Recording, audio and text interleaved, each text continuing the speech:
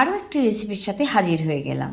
সমপরিমাণে ছোলার ডাল, মুগের ডাল আর মসুর ডাল নিয়ে সিদ্ধ করে নিতে হবে। এখন একটি পাত্রে হলুদ গুঁড়ো, ধনে গুঁড়ো, লঙ্কার গুঁড়ো, জিরে গুঁড়ো, কাশ্মীরি লঙ্কার গুঁড়ো আর নুন নিয়ে আর সামান্য জল দিয়ে মিশ্রণ তৈরি করে নিতে হবে। কড়াইতে সাদা তেল ও ঘি গরম হয়ে গেলে গোটা জিরে, এলাচ, দারচিনি, লবঙ্গ ফোড়ন দিতে হবে। ফোড়নের ভাজা সুগন্ধ বেরিয়ে আসলে পেঁয়াজ কুচি দিয়ে ভেজে নিতে হবে। এরপর আদা রসুন বাটা মিশিয়ে আবারও ভালো করে নাড়িয়ে নিয়ে মশলার মিশ্রণ মিশিয়ে দিয়ে ভালো করে কষিয়ে নিতে হবে। এই পর্যায়ে টমেটো কুচি মিশিয়ে আবারও ভালো করে কষিয়ে নিতে হবে। মশলা খুব ভালো করে কষে গেলে চিকেনের চাং দিয়ে আবারও ভালো করে কষিয়ে নিতে হবে। তোমরা চাইলে হাড় শুদ্ধ মাংস ব্যবহার করতে পারো বা এর থেকে ছোট কিমা দিতে পারো। বেশ কিছুক্ষণের জন্য ঢেকে দিলাম সিদ্ধ হওয়ার জন্য। ঢাকা খুলে আবারও ভালো করে কষিয়ে নিলাম। চিকেন থেকে তেল ছেড়ে আসলে এরপরে সিদ্ধ ডাল মিশাতে হবে। সিদ্ধটা এমনই ভাবে হবে ডাল সিদ্ধ হবে অথচ ভেঙে যাবে না। মেশানো হয়ে গেলে হাফ কাপ মতো গরম জল মিশাতে হবে। এই পর্যায়ে পরিমাণ মতো নুন দিতে হবে, কারণ মশলার সাথে নুন মিশিয়েছিলাম, তারপর আর দেওয়া হয়নি। সাথে দিলাম 2টো কাঁচা লঙ্কা চেরা।